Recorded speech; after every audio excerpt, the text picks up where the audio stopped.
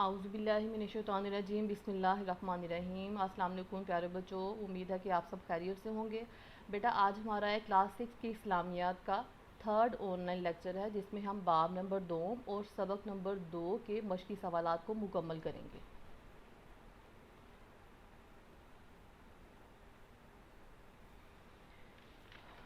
जी तो बेटा सबक का नाम है अज़ान फ़जीलत व अहमियत। इसके सफ़ा नंबर 13, ठीक है, 13 पे देखिए, दर्ज है सवालात के जवाबात तहरीर करें।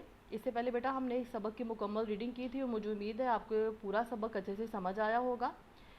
दर्ज है सवालात के जवाबात तहरीर करें। सवाल नंबर 1 है अज़ान के लफ्ज़ी मायने और इसकी अहमियत बयान करें। तो बेटा इसका आंसर देखें सफ़ा नंबर 11 पर, बिल्कुल पहला पैराग्राफ है। अज़ान के लफ्ज़ी मायने इतला देने या ऐलान करने के हैं। यहाँ से लेकर इस पहले पैराग्राफ को आप मार्क करेंगे और भलाई पाने की दावत शामिल है। यह है आपके लॉन्ग क्वेश्चन नंबर 1 का, ठीक है, नंबर 1 का आंसर। इसके साथ जो है ये इसका पहला पार्ट है, इसी का दूसरा पार्ट यानी सवाल नंबर 1 का जो दूसरा पार्ट है जिसमें इसकी अहमियत जो है अज़ान की बताई गई है, वो ये है मुसलमानों की ज़िंदगी में, यानी पेज नंबर 12 पे देखिए, पहला पैराग्राफ है मुसलमानों की ज़िंदगी में अज़ान को ख़ास अहमियत हासिल है। यहाँ से लेकर बेटा जहाँ पे इसका सेकंड पैराग्राफ मुकम्मल हो रहा है कि सैयदना बिलाल रज़ियल्लाहु अन्हु हमारे सरदार बिलाल रज़ियल्लाहु अन्हु कहकर मुखातिब करते थे, ठीक है। यहाँ तक लॉन्ग क्वेश्चन नंबर 1 का आपका आंसर जो है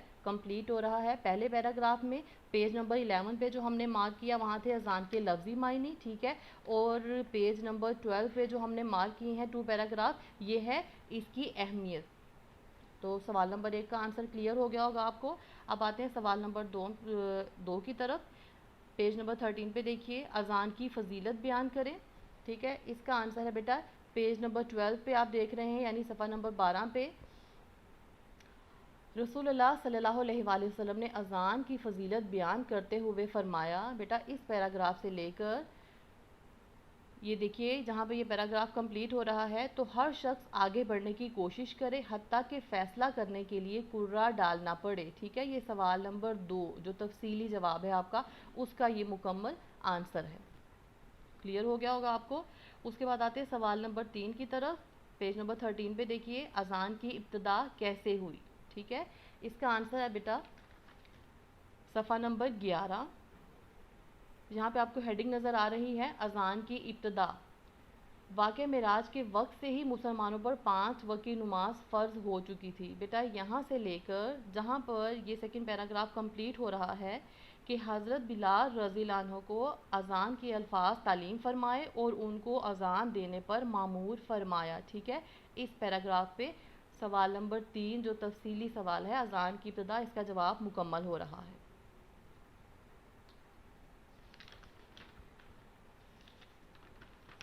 इसके बाद आते हैं बेटा बुक वर्क की तरफ, जो है मारूज़ी, ठीक है।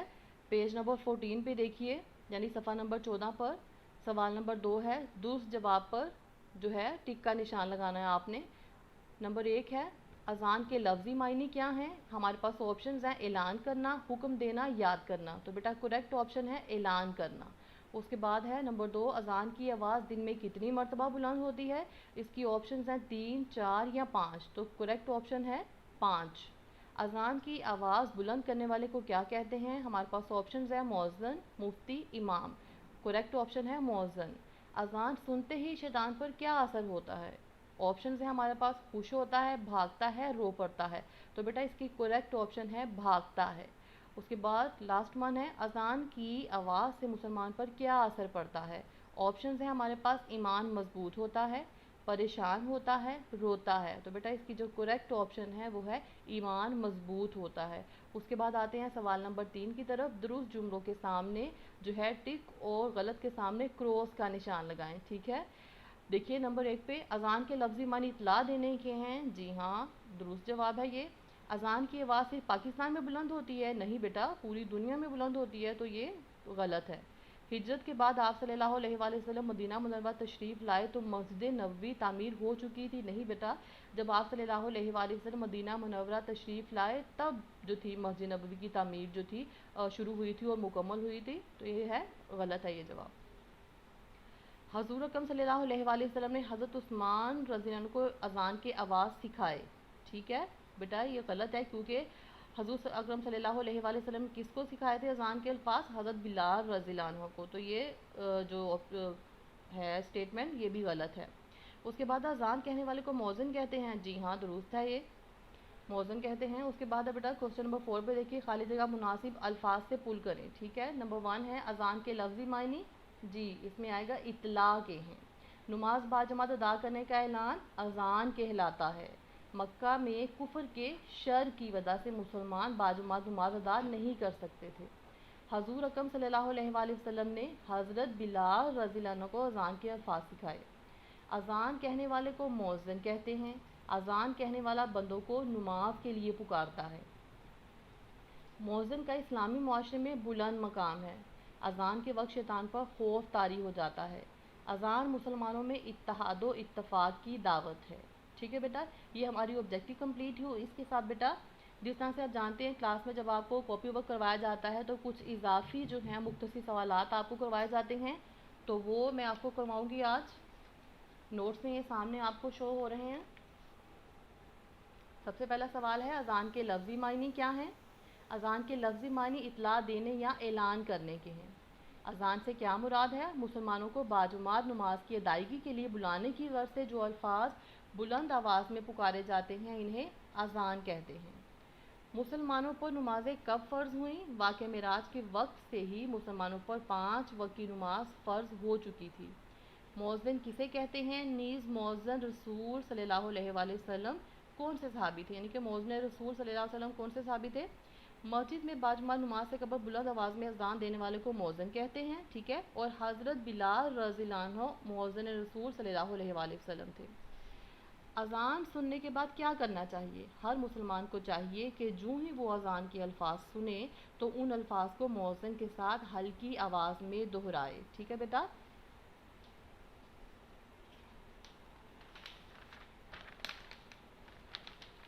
اس کے ساتھ جو اگلا سوال ہے ہمارے پاس اذان کے کوئی سے 2 فضائل بیان کریں. اذان کی آواز انسان کے دل میں اللہ تعالیٰ کی بڑائی کا خیال پیدا کرتی ہے.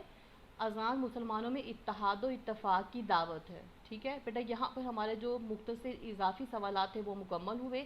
اس کے ساتھ آپ دیکھ رہے ہیں آپ کو جو اسکرین پہ شو ہو رہے ہوں گے تفصیلی سوالات جو ہیں ان کے ساتھ میں نے یہاں پہ صفحہ نمبر جو ہیں ان کو مینشن کیا ہے تاکہ آپ آسانی سے جب اپنا کاپی ورک کرنے لگیں یا سمجھنے لگے بک سے تو آپ کو آسانی سے سمجھ آ جائیں.